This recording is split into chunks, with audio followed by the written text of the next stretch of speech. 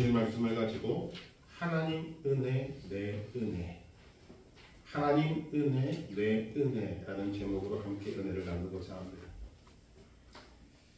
인간을 지칭하는 학술적인 이름들이 있습니다. 호모 에렉투스, 직립형 인간, 호모 하빌리스, 도구를 사용하는 인간. 우리가 익히 들어서 알고 있던 말은 호모 사피엔스라는 말일 것입니다. 호모 사피엔스, 생각하는 인간. 인간은 생각하는 존재입니다. 오직 인간만이 이 생각을 하는 것입니다. 그런데 이 생각이 현실과 만나면 좋은 생각, 긍정적인 생각과 나쁜 생각, 부정적인 생각으로 나누게 됩니다. 그런데 대부분 인간은 생각이 나쁜 쪽으로 흘러가게 됩니다. 왜냐하면 가시덤불과 엉겅퀴 때문입니다. 죄의 결과로 땅이 가시덤불과 엉겅퀴를 내었고 그것이 현실이 되고 우리의 생각과 이 현실, 가시덤불과 엉겅퀴가 주가 되는 현실을 만나면 거기서 걱정, 근심, 염려로 흘러가기 때문입니다. 걱정, 근심, 염려가 우리에게 미치는 영향은 하나님이 우리에게 창조하실 때부터 주셨던 평안을 잃어버리기 때문입니다. 그래서 현실과 생각이 만나면 이 때문에 걱정, 근심, 염려를 불러오고 이것은 우리의 마음속에 있었던, 신영 속에 있었던 평안을 뺏어가 버립니다. 그런데 인간이 걱정, 근심, 염려를 하지만 그 가운데 많은 부분이 걱정할 필요가 없는 것임을 사람들은 잘 모르고 살아갑니다. 말씀이 있습니다. 마태복음 6장 27절, 누가복음 12장 25절에 이런 말씀이 있습니다. 너희 중에 누가 염려함으로 그 키를 한 자라도 더할 수 있겠느냐. 이 말씀을 원어를 그대로 해석하면 또 다르게 해석이 가능합니다. 너희 중에 누가 염려함으로 목숨을 한 시간이라도 연장할 수 있느냐. 우리의 키, 우리의 수명 걱정할 필요가 없습니다. 그런데도 우리는 걱정할 때가 많다는 거죠. 그것과 마찬가지로 우리가 생각하는 대부분의 걱정, 의심, 염려는 걱정할 필요가 없는 것임에도 걱정하고 있을 때가 많다는 것입니다. 물론 우리가 하나님의 은혜로 구원받지 못했을 때에는 우리의 키, 수명뿐만 아니라 먹을 것, 마실 것, 입을 것 등 세상 사람들이 걱정하는 것 다 해야만 했습니다. 왜? 내가 인생을 살아야 되기 때문입니다. 오직 나의 힘만으로 인생을 살아야 하기 때문에 먹을 것, 마실 것, 입을 것, 이 세상적인 것들은 다 걱정, 의심, 염려거리밖에 되지가 못합니다. 그러나 구원받은 사람들은 이러한 부분에 대해서 전혀 걱정할 필요가 없다고 하나님 아버지께서 말씀하십니다. 마태복음 6장 31절 32절, 그러므로 염려하여 이르기를 무엇을 먹을까, 무엇을 마실까, 무엇을 입을까 하지 말라. 이는 다 이방인들이 구하는 것이라. 너희 하늘 아버지께서 이 모든 것이 너희에게 있어야 할 줄을 아시느니라. 이 차이가 되는 것이죠. 구원받지 못한 사람들에게는 하나님 아버지가 계시지 않습니다. 자기밖에 없습니다. 그러니까 걱정, 의심, 염려할 수밖에 없는데 너희에게는 하늘 아버지가 계시지 않느냐. 위로부터 쏟아지는 모든 은혜를 부어주시는 하나님 아버지가 계신데 너희가 왜 세상 것들을 가지고 염려하는가. 그것은 하나님이 책임지는 부분이다. 그래서 너희는 먼저 그의 나라와 그의 의를 구하라. 그리하면 이 모든 것들을 너희에게 더하시리라 말씀하시는 것입니다. 사람은 생각해야 합니다. 그래야 인간이 되는 것입니다. 그러나 생각하는 것과 걱정, 근심, 염려하는 것은 차원이 다른 것입니다. 그런데 왜 우리의 생각은 걱정, 근심, 염려로 가고 있고 그렇게 치우치는가? 분별력이 없기 때문입니다. 분별력을 상실했기 때문입니다. 그래서 우리에게는 이런 기도가 필요합니다. 라인홀트 니버라는 신학자가 이런 기도를 주님 앞에 드립니다. 주여, 제게 바꿀 수 없는 것을 받아들이는 평온함과 바꿀 수 있는 것을 변화시킬 용기를 주시고 그 둘을 구별할 수 있는 지혜를 주십시오. 오늘 우리가 주님 앞에 드릴 기도 제목도 마찬가지여야 할 것입니다. 라인홀트 니버는 세 가지 소원을 가지고 기도합니다. 첫째, 내가 바꿀 수 없고 내가 전혀 손도댈 수 없는 것들을 인정할 수 있는 평안함을 달라는 것입니다. 할 수 없는 것은 할 수 없는 것으로, 고칠 수 없는 것은 고칠 수 없는 것으로 있는 그대로 받아들이는 그 심령 속의 평안함을 주십시오. 또 확장하면 이런 것입니다. 지나갔거나 내가 바꿀 수 없는 것에 대해서 걱정하고 자책하고 질책하는 것, 바뀌는 것 하나도 없다는 것입니다. 그것을 있는 그대로 받아들일 수 있는 평안함을 주십시오. 아주 놀라운 기도입니다. 두 번째 소원이 무엇입니까? 하나님이 하실 수 있는 것이라면 할 수 있게 해주십시오. 고칠 수 있는 것이라면 고칠 수 있는 용기를 주십시오. 왜? 우리는 고치려야 할 때 용기가 필요합니다. 세 번째, 제일 중요한 것입니다. 이 두 가지, 고칠 수 있는 것과 고칠 수 없는 것을 구별할 수 있는 지혜를 주십시오. 그럴 때 우리에게 뭐가 찾아온다고요? 평안이 있습니다. 그리고 그 평안의 중심에는 뭐가 있는가? 은혜라는 것이 있습니다. 오늘 말씀을 보면 사도 바울의 인생관이 잘 나타나고 있습니다. 사도 바울의 인생관을 한마디로 말하면 은혜라는 것입니다. 은혜. 바울은 이 하나님의 은혜에 대해서 생각하고 또 생각하고 깊이 생각합니다. 그래서 그 은혜를 그가 보낸 편지들에게 풀어놓습니다. 그 중에서 오늘 말씀이 바울이 깨닫고 풀어놓은 은혜의 최고 꼭대기에 있다고 저는 개인적으로 생각합니다. 은혜가 무엇입니까? 하나님께서 우리와 전혀 상관없이 받을 자격이 없는 사람에게 그냥 일방적으로 주시는 하나님의 선물을 의미합니다. 오늘 말씀을 가지고 생각할 때 우리는 은혜를 생각할 때 크게 두 가지를 생각해야 합니다. 하나는 은혜로 은혜 되게 하는 하나님의 은혜가 있습니다. 은혜가 은혜 되어야 은혜라는 것입니다. 무슨 말인가 하면 우리는 하나님의 은혜 가운데 살면서도 그 은혜를 모르고 살아갑니다. 하나님은 우리에게 은혜를 베푸셨고 지금도 베푸시고 앞으로도 베풀 것이지만 그 은혜가 우리에게 은혜 되지 못한다는 것입니다. 감사라는 찬양의 가사를 보면 첫 번째 이렇게 시작합니다. 오늘 숨을 쉬는 것 감사. 여러분, 오늘 숨을 쉬는 것이 왜 감사합니까? 왜 우리가 잠을 자고 아침에 눈을 뜨는 것이 왜 감사가 되어야 되는가? 그것이 은혜이기 때문입니다. 그런데 우리는 이 숨을 쉬는 것이 그냥 자연적으로 생각하지 은혜라고 생각하지 않는다는 것입니다. 여러분 잘 보십시오. 하나님께서 생명과 관련된 것들은 인간 스스로가 절대로 조절하지 못하게 하셨습니다. 심장의 이 박동을 내가 마음대로 조절할 수 있습니까? 없습니다. 숨을 쉬는 것 내가 마음대로 하지 못합니다. 그 모든 것들이 하나님의 은혜임에도 불구하고 우리는 감사하지도 않고 하나님의 은혜인 줄도 모르고 살아간다는 거죠.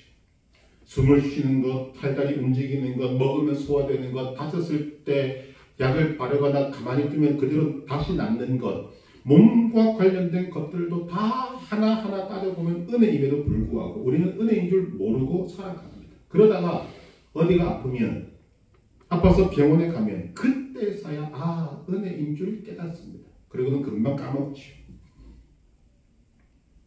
병원에 있으면 몸과 관련된 모든 것이 은혜입니다. 밥을 먹을 수 있는 것 은혜입니다. 먹었는데 소화가 되는 것 은혜입니다. 우리는 아무렇지도 않게 걷는 것 은혜인데 모릅니다.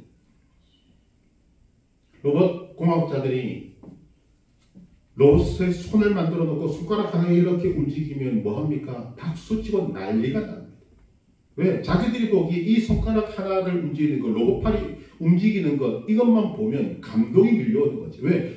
그것이 그냥 되는 것이 아니라는 것을 알기 때문입니다. 그런데 우리는 생각만 하면 팔 움직이죠, 다리 움직이죠, 내 의지와는 관계없이 먹으면 소화되죠.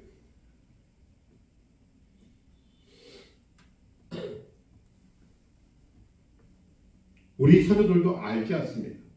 인간이 누릴 수 있는 쾌감 중에 배변하는 쾌감, 그것도 은혜라는 것입니다. 그런데 은혜인 줄 모르고 살아가는 사람들이 태반입니다. 더 나아가서 로마서 1장 21절 이하에 보면 이런 말씀이 있습니다. 하나님을 알되 하나님을 영화롭게도 아니하며 감사하지도 아니하고 오히려 그 생각이 허망하여지며 미련한 마음이 어두워졌나니 스스로 지혜 있다 하나 어리석게 되어 썩어지지 아니하는 하나님의 영광을 썩어질 사람과 새와 짐승과 기어다니는 동물 모양의 우상으로 만들었느니라. 하나님을 알되, 하나님은 사람에게 하나님을 알 수 있는 것들을 다 심어 놓으셨는데 알지만 무시해버려요. 그리고 심지어는 하나님의 형상을 우상으로 바꿔버린다는 거죠. 은혜를 저버린 인간을 묘사하고 있습니다. 때문에 오늘 우리에게 뭐가 필요합니까? 은혜로 은혜 되게 하는 하나님의 주도적인 은혜가 필요한 것입니다. 두 번째로 은혜에 대해서 생각할 때 있어야 될 것이 무엇인가 하면 은혜를 은혜로 받아들이는 은혜가 있어야 합니다. 하나님의 부어주신 은혜도 중요하지만 그 은혜를 내게 주신 은혜, 내 은혜로 받아들이는 것도 굉장히 중요한 것입니다. 사이다송이라는 노래가 있습니다. 옛날 분들은 아실 것입니다. 인천 앞바다에 사이다에다 갖다 써도 콕 없이는 못 마십니다. 이게 사실은 역사적인 의미가 있습니다. 우리나라의 사이다가 언제부터 나왔는가? 칠성 사이다 아닙니다. 1905년도에 인천 중구 신흥동의 인천 탄산수 제조소에서 우리나라 최초의 사이다를 만들어냈습니다. 별표 사이다. 그래서 인천 앞바다에 사이다가 떴어도 이 말이 나오게 된 것입니다.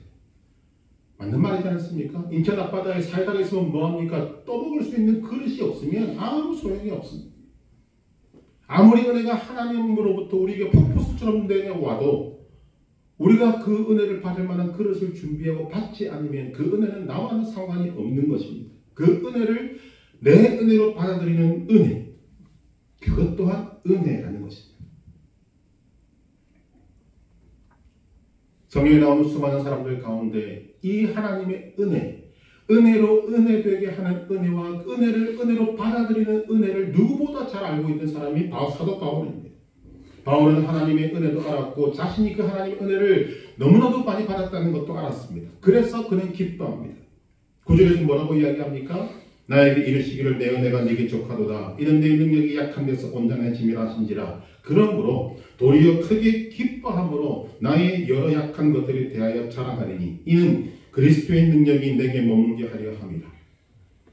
내가 크게 기뻐했다. 이 말이 여러분 잘 기억하면 좋겠습니다. 하나님의 크신 은혜를 깨닫고는 크게 기뻐합니다. 그리고 그 큰 기쁨으로 남은 평생도 충만하게 살았습니다. 그런데 오늘 바울이 크게 깨닫고 크게 기뻐한 은혜는 차원이 다릅니다. 우리와의 차원도 다릅니다만 바울에게도 또 새로운 은혜의 체험이라는 것입니다. 오늘 우리는 바울이 크게 깨닫고 크게 기뻐한 이 차원이 다른 은혜를 살펴보려고 합니다. 바울은 하나님의 은혜에 대해서 더할 말이 없을 정도로 감사, 감격, 그리고 찬송, 영광을 돌리고 있습니다. 디모데전서 1장 13절 뭐라고 이야기했습니까? 내가 전하는 비방자요, 박해자요, 폭행자였으나 15절 죄인 중에 내가 귀순이라. 자기 자신을 냉정히 평가했다 그랬습니다. 그런데 그런 자신에게 하나님의 은혜가 넘치도록 풍성해서 예수 그리스도의 피값으로 자신에게 은혜를 주셨습니다. 그 은혜를 자신이 입었습니다. 하나님께서 나 같은 사람도 구원하셨다. 이것을 절실하게 냉정하게 깨달은 바울은 감사하고 또 감격하고 주님을 노래할 수밖에 없는 것입니다. 거기다가 그런 자신에게 구원해 주신 것만도 감사한데 믿어주셔서 직분을 맡겨주시고 하나님의 일을 하게 해주신 것 너무너무 감사하다는 거죠. 그래서 바울은 이런 하나님의 은혜를 너무 깊이 깨달았기 때문에 복음 하나 들고 목숨 바쳐 세상을 다닌 것입니다. 오늘 말씀은 바울에게 넘치도록 풍성히 임한 하나님의 은혜의 연장선 가운데 있습니다. 안 그래도 바울은 하나님의 은혜를 생각할 때마다 감사하고 기뻐했습니다. 아니 바울의 삶에 임한 하나님의 은혜가 넘치도록 풍성해서 바울은 감사와 기쁨으로 밖에는 표현할 방법이 없었습니다. 그래서 그는 어딜 가나 무엇을 하나 어떤 일을 당해도 그는 기뻐했습니다. 심지어 감옥에서도 기뻐했습니다. 그런데 오늘 말씀에서는 바울의 기쁨이 다시 한번 폭발하고 있습니다. 9절 그러므로 도리어 크게 기뻐함으로 나의 여러 약한 것들에 대하여 자랑하리니 이는 그리스도의 능력이 내게 머물게 하려 함이라. 은혜를 받아서 기쁘고 은혜 안에 있기에 기쁜 바울에게 또다시 기쁨이 크게 폭발했다. 그 이유가 무엇인가 하는 것입니다. 하나님의 은혜를 잘 알고 있던 바울이었지만 그도 미처 깨닫지 못했던 또 넓고 깊고 높고 헤아릴 수 없는 하나님의 은혜를 깨닫게 되었기 때문입니다. 그런데 이 바울이 이 은혜를 깊이 더 크게 깨닫게 된 때는 충돌이라는 것이 있습니다. 바울이 하나님의 은혜의 깊이를 크게 깨닫고 크게 기뻐하기 전에 하나님의 은혜와 바울 자신이 아는 은혜의 충돌이 있었다는 것입니다. 그 충돌의 원인이 무엇인가? 바울이 말하는 바와 같이 육체의 가시 곧 사탄의 사자 때문입니다. 바울은 이것 때문에 3번 간구했습니다. 그런데 하나님께서 말씀을 주셨지만 고쳐주시지 않았습니다. 바울은 이후에도 평생 이 문제를 안고 이 폭탄을 안고 살았다고 말할 수 있을 정도입니다. 굳이 말하면 이런 것입니다. 하나님의 은혜와 내 은혜, 하나님의 은혜와 내가 생각하는 은혜의 충돌이 있었다는 것입니다. 이 둘은 상반되는 경우가 많습니다. 우리에게도 마찬가지입니다. 사람은 대체적으로 병이 든 것은 은혜가 아니라고 생각합니다. 병이 들었다가도 나아야 은혜라고 생각합니다. 그것이 인간입니다. 실패한 것을 은혜라고 생각하는 사람은 제가 볼 때는 없는 것 같습니다. 실패 안 하는 것이 은혜고 실패했다가도 성공해야만 은혜 받았다라고 말하는 것입니다. 이렇듯 우리가 생각하는 은혜는 대체적으로 세상적입니다. 현재적이고 육체적이고 물질적이고 자기중심적입니다. 한마디로 나에게 자신에게 유익하고 잘되고 내가 생각하기에 좋은 방향으로 가는 것 우리 다 은혜라고 말합니다. 반면에 하나님의 은혜는 영원한 것입니다. 세상적이지 않습니다. 영적인 것입니다. 철저하게 미래적인 것이고 내세지향적인 것이고 신령한 것입니다. 더 나아가서는 은혜의 대상인 나 자신을 하나님의 사람 되게 하고 강건하게 하고 온전한 그리스도의 인격에 도달하게 하는 것입니다. 이것이 하나님의 은혜입니다. 그래서 충돌이 일어나게 되는 것입니다. 문제가 바로 여기 있습니다. 하나님의 은혜와 우리가 생각하는 그 은혜가 다르다는 것입니다. 어떻게 해결합니까? 가장 좋은 방법은 하나님의 은혜와 우리가 생각하는 은혜가 충돌할 때 하나님의 은혜를 내 은혜로 받아들이면 아무런 문제가 생기지 않습니다. 그런데 인간은 반발한다는 거죠. 제가 볼 때 바울은 하나님께 반발까지는 하지 않은 것 같습니다. 그러나 충돌은 분명히 있었습니다. 왜냐하면 그가 기도했기 때문에. 우리가 보십시다. 바울의 경우 충돌은 충돌입니다만 이런 것입니다. 바울이 생각하는 은혜라는 것은 바울로 하여금 이 땅에서 잘 살고 잘 먹고 오래 살고 복받고 출세하는 것이 아니라는 거 우리 다 알고 있습니다. 바울은 그런 것을 구한 적이 없습니다.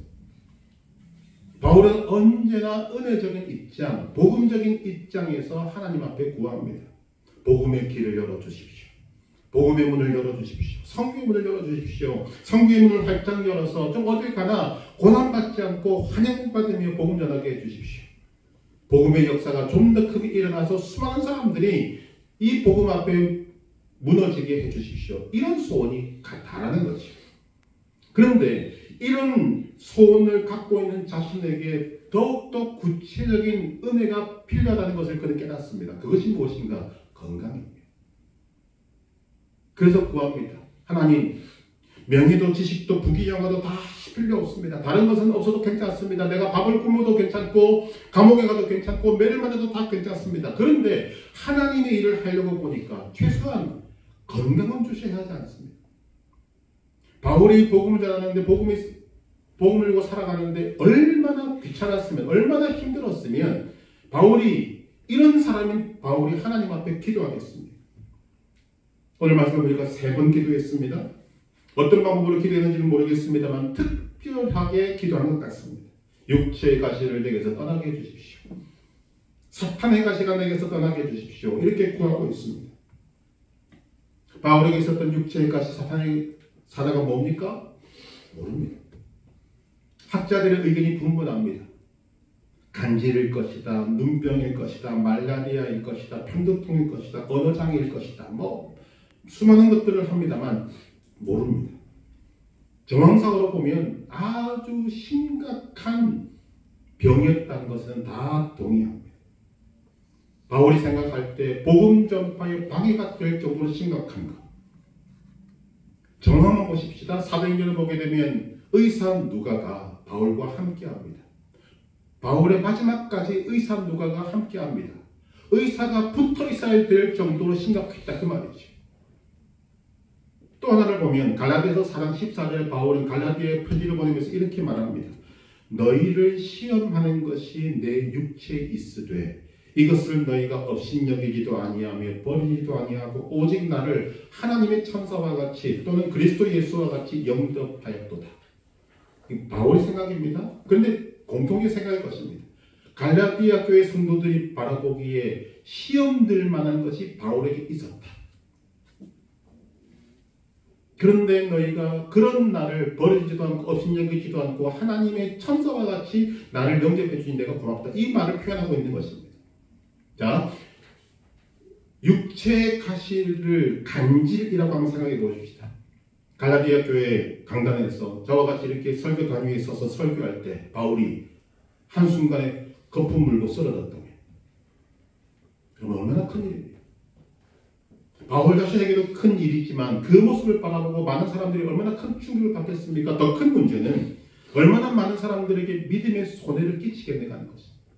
아니 복음을 전한다는 사람이 하나님의 말씀을 전한다는 사람이 저 병도 못 고치나 이런 말 나오지 않겠습니까? 얼마나 많은 사람에게 믿음의 손해가 되겠습니까? 그래서 바울이 말하는 것입니다. 너희를 시험 들 만한 것이 내게 있다. 그러니 바울이 기도하고 있다는 것입니다. 바울에게 정말 필요한 것 같습니다. 궁극적으로 필요한 것 같습니다. 하나님, 밥을 못 먹고 잠을 못 자고 쫓겨다니고 감옥에 가고 매를 맞는 것 제가 다 합니다. 다 괜찮습니다. 그런데 이것만큼은 좀 고쳐주십시오. 복음에 필요하지 않습니까? 여러분 기도할 만하지 않습니까? 일리가 있지 않습니까? 하나님 들어주셔야 하지 않겠습니까? 그런데 오늘 말씀을 보면 하나님께서 바울의 이 기도를 들어주시지 않습니다. 아니 신학적으로 보면 들어주셨습니다. 그런데 말씀은 주셨지만 상황 변화는 없었습니다. 상태의 변화는 없었고 다만 해석이 있을 뿐입니다. 내 은혜가 네게 족하도다. 믿음 없으면 이 말씀을 절대로 받아들이지 못합니다. 내 은혜가 네게 족하도다. 이 말씀을 보면 하나님께서 이렇게 말씀하시는 것 같습니다. 7절부터 10절 사이에 있는 말씀을 가지고 말하는 것입니다. 나는 네게 큰 것을 원하지 않는다. 나는 네게 진실한 것을 원한다. 나는 너에게서 위대한 역사를 만들 것을 원하지 않는다. 나는 네가 겸손하기를 원한다. 네가 잠시라도 조금이라도 내가 하며 자기 자랑을 하게 되면 네게 부어주었던 나의 은혜가 다 사라질 것이다. 나는 네가 오직 나만 자랑하는 그런 사람으로 살아가기를 원한다. 그것이 나의 은혜다. 너를 겸손하게 만들고 너를 은혜로 은혜되게 하고 너를 그리스도 안에서 강하게 만드는 것, 바로 이것이 내가 네게 줄 수 있는 은혜다. 자, 오늘 말씀을 보면 바울이 이 문제를 놓고 3번 기도했다고 했습니다. 우리 세 번 기도 그럴 수 있다고 생각합니다만 히브리 사람들, 유대 사람들은 그렇게 생각하지 않습니다. 히브리 사람들은 어떻게 생각하는가? 자, 자녀가 아버지에게 무언가를 필요해서 달라고 요구할 때 소원을 말하지 않겠습니까? 아버지 이것 주세요. 한번 얘기합니다. 그런데 아버지가 거절합니다. 너무나 필요한 것 같아서 두 번째 이야기합니다. 이것 주세요. 아버지가 두 번째 거절합니다. 세 번째 자녀가 또 구합니다. 아버지가 거절합니다. 그러면 유대인들은 더 이상 그 문제를 가지고 구하지 않습니다. 왜냐하면 세 번 구하고도 응답이 주어지지 않으면 그것으로 그 아버지의 뜻은 분명하다라는 것을 깨닫기 때문입니다. 그것이 히브리 사람들의 신앙이고 삶이었습니다. 그래서 이런 눈으로 한번 보시면 예수님께서 십자가를 지시기 전에 겟세마네 동산에서 기도하시지 않습니까? 몇 번 기도하십니까? 3번 기도합니다. 마태복음 26장 38절 내 마음이 매우 고민하여 죽게 되었으니 너희는 여기 머물러 나와 함께 깨어있으라 하시고 이렇게 첫 번째 기도합니다. 내 아버지여 만일 할만하시거든 이 잔을 내게서 지나가게 하옵소서. 그러나 나의 원대로 마시옵고 아버지의 원대로 하옵소서. 2번, 3번 기도합니다. 하나님 어떻게 하셨습니까? 침묵하셨습니다. 예수님 뭐로 받아들이셨습니까? 아버지의 뜻은 십자가로 확고하구나. 내가 아무리 기도해도 3번 이렇게 기도해도 땀방울이 핏방울일 만큼 기도해도 아버지의 뜻은 변함이 없구나. 끝! 더 이상 기도하지 않습니다. 그리고는 십자가를 지시기 전 요한복음 18장 11절에서 이렇게 말씀하십니다. 아버지께서 주신 잔을 내가 마시지 아니하겠느냐. 그리고 십자가를 지십니다. 유대인들의 사고방식이라는 거죠. 사도 바울은 3번 기도하고서도 자신에게 있던 육체의 가시가 떠나지 않았습니다. 자, 아버지의 뜻은 확고하다는 거죠. 그 뜻을 확인하고 난 다음 바울은 더욱더 큰 은혜를 받습니다. 왜? 하나님의 응답이 주어졌기 때문입니다. 내 은혜가 네게 족하도다. 이는 내 능력이 약한 데서 온전하여 짐이라. 3번 기도했어도 육체의 가시는 떠나지 않았습니다. 그러나 하나님의 은혜의 깊은 뜻을 알게 되었습니다. 그래서 바울은 이것 또한 하나님의 은혜를 내 은혜로 받아들입니다. 그리고 크게 기뻐하는 것입니다.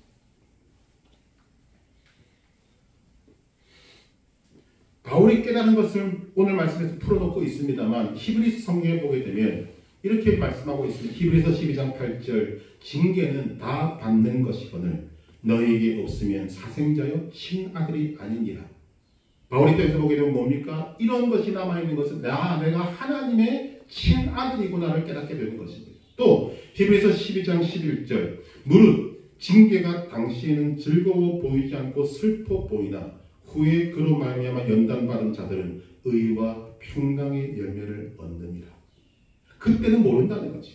징계를 당할 때는 막 화도 나고 억울함이 생길 수 있지만 지나고 보면 연단받은 자들은 의와 평강의 열매를 얻는 것이다. 바울은 오늘 말씀에서 이런 하나님과의 충돌이 있음에도 불구하고 그것이 좋은 결과로 맺어서 그에게는 더 큰 깨달음과 더 큰 기쁨이 왔다는 것을 알게 됩니다. 그리고 깨달은 그 내용을 오늘 본문에서 나타내고 있는 것입니다. 7절에 뭐라고 이야기합니까? 육체의 가시가 남아있는 이유 여러 계시를 받은 것이 지극히 크므로 너무 자만하지 않게 하시려고 내 육체의 가시 곧 사탄의 사자를 주셨으니 이는 나를 쳐서 너무 자만하지 않게 하려 하심이라. 그가 크게 깨닫는 것입니다. 또 9절에 내 은혜가 네게 족하도다. 이는 내 능력이 약한 데서 온전하여 짐이라. 이것을 깨닫고 나니까 바울은 어떻게 합니까? 내가 약하면 하나님의 은혜가 더 크게 임하는구나. 그래서 자신이 지금 기도하고 있는 그 기도 제목뿐만 아니라 자신이 생각하는 여러 약한 부분들, 그 약한 부분들을 떠벌리기 시작합니다. 자랑하기 시작합니다. 왜? 하나님의 은혜가 내게 더 크게 머물도록 하기 위해서. 또 하나 깨달은 것이 무엇입니까? 10절에 그러므로 내가 그리스도를 위하여 약한 것들과 능력과 궁핍과 박해와 권고를 기뻐하노니 이는 내가 약한 그때에 강함이라. 이 말씀은 사실 부모가 되지 않으면 잘 모릅니다. 자녀를 요즘은 그렇게 많이 낳지 않습니다만 자녀를 많이 놓던 옛날에 어렵고 힘들게 사는 가운데서도 유독 마음이 가는 자녀는 건강하고 잘나고 잘 나가는 자녀 아닙니다. 죽었다 깨나도 아닙니다. 부모의 마음에 항상 남아있는 것은 그 자녀들 가운데서 가장 약한 자녀, 똑같은 배로 나왔음에도 불구하고 약한 자녀, 거기에 마음이 더 갑니다. 하나님 마음은 똑같다는 거죠.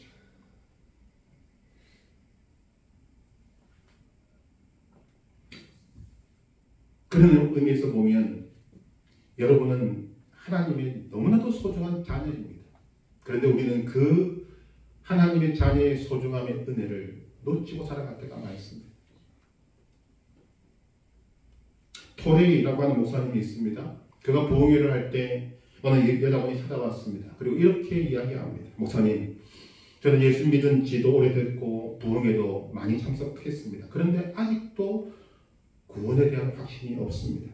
어떻게 하면 구원의 확신을 얻을 수 있겠습니까? 그러자 토레이 목사님이 이렇게 이야기합니다. 이제 돌아가서 기도하고 있던 다른 기도 제목이 있다면 일단 잠시 뒤로 머무시고 한 가지만 붙들고 기도하십시오. 하나님, 나 자신을 적나라하게 보여주십시오. 내가 어떤 존재인지를 보여주십시오. 내가 어떤 사람인지를 알게 해주십시오. 이 여자분이 목사님의 말씀에 순종해서 기도하기 시작합니다. 기도하던 어느 날 하나님께서 환상을 보여주셨습니다. 그 환상은 이런 것입니다. 이 여자분이 하나님의 심판대 앞에 서 있는데 자기 모습을 바라보니까 너무나 추하고 더러워서 고개를 들 수조차 없다. 그리고 그 추한 모습을 보고는 몸부림치면서 어떻게 내 모습이 이럴 수 있느냐고 그러면서 깼다. 그리고 다시 토레이 목사님 찾아와서 이야기합니다. 하나님께서 내 본 모습을 보게 하셨습니다. 제가 제 모습을 보았습니다. 저를 알았습니다. 그럼 이제는 어떻게 할까요? 그러더니 토레이 목사님이 말합니다. 이제는 십자가를 보여달라고 기도하십시오. 이제 우리 또 기도합니다. 어느 날 하나님께서 또 환상을 보여주시는데 더럽고 추한 자신의 모습이 먼저 보입니다. 그런데 정말 고개로 들 수 없을 정도로 추하고 더러운 자신의 모습이지만 십자가를 바라보는 순간 더럽고 추했던 자신의 모습이 변하더랍니다. 죄짐이 벗어지고 깨끗한 흰옷을 입은 하나님의 백성이 되고 그 다음에 보니까 자신에게 엄청난 하나님의 사랑이 쏟아지는 것을 보게 되었습니다. 그리고 자신이 그리스도 안에서 얼마나 소중한 존재인가, 하나님이 그 여자분을 얼마나 사랑하시는지를 깨닫게 되었다는 것입니다. 이후에 이 여자분은 구원의 확신을 말할 것도 없고 내가 하나님의 사랑받는 참 딸이구나 라는 것을 확신하며 살았다고 이야기합니다. 요한일서 4장 16절에 하나님은 사랑이시라는 말씀이 있습니다. 사랑 안에 거하는 자는 하나님 안에 거하고 하나님도 그의 안에 거하시느니라. 여러분, 하나님은 사랑이십니다. 그 사랑의 하나님이 허물과 죄로 죽었던 여러분을 살리셨습니다. 창세전에 여러분을 택하시고 하나님의 때에 부르시고 십자가로 깨끗하게 하시고 의롭게 하시고 영화롭게 하셨습니다. 그런 하나님께서 여러분에게 오늘도 은혜를 베풀고 계십니다. 그런데 오늘 우리에게는 사도 바울이 경험했던 것 같이 하나님의 은혜와 내 은혜, 하나님의 은혜와 내가 생각하는 은혜의 충돌이 있는 것입니다. 그 충돌의 원인이 무엇입니까? 하나님은 사랑이시라는 전제를 놓고 보면 우리가 그 하나님의 은혜의 너비와 길이와 높이와 깊이를 모르기 때문에, 분별하지 못하기 때문에, 사랑의 하나님이 베푸시는 은혜와 내가 생각하는 은혜의 질적인 차이 때문에 충돌이 일어나게 되는 것입니다. 서두에서 말씀을 드렸다시피 우리는 일반적으로 내게 좋고 내가 잘 되고 일이 잘 풀리는 것을 은혜라고 생각합니다. 그러나 하나님의 은혜는 내가 생각하는 은혜와 차원이 다른 것입니다. 그럴 때 생각해야 할 것이 있습니다. 사랑의 하나님께서 주 예수 그리스도의 피가 쪄고 사신 여러분을 해롭게 하시겠는가? 예수님이 이렇게 말씀하시지 않습니까? 악한 자라도 자식에게 좋은 것을 줄 줄 알거든. 하물며 하늘에 계신 너희 아버지께서 사랑하는 자에게 좋은 것을 주시지 않겠느냐? 여러분, 사랑의 하나님은 변하지 않습니다. 사랑의 하나님이신 그 하나님께서 우리에게 사랑을 실제로 나타내 주셨습니다. 예수 그리스도의 피값을 치르셨습니다. 그러나 하나님께서 여러분을 해롭게 하시겠습니까? 때로는 하나님께서 가시덤불과 엉겅퀴 속에 여러분을 두시기도 합니다. 그런 길을 여러분 다 지나오지 않으셨습니까? 때로는 시련도 허락하시고 실패도 허락하시고 고통도 허락하시고 질병도 허락하십니다. 우리는 의문을 가질 수밖에 없죠. 충돌입니다. 왜 하나님 내게 이것을 주십니까? 오늘 말씀을 보니까 하나님의 은혜를 더 깊이 깨닫게 하시기 위해서인 것을 알게 됩니다. 더 하나님의 자녀답게 만들기 위해서 왕같은 제사장 거룩한 나라 하나님의 소유된 백성으로 삼으시기 위해서 거룩한 그리스도의 장성한 분량까지 우리를 자라게 하기 위해서 세상이 감당하지 못할 강한 그리스도로 만들기 위해서 사탄 마귀와 싸우며 백전백승하는 그런 필승하는 그리스도를 만들기 위해서 우리에게 허락하시는 것입니다. 사랑의 하나님이.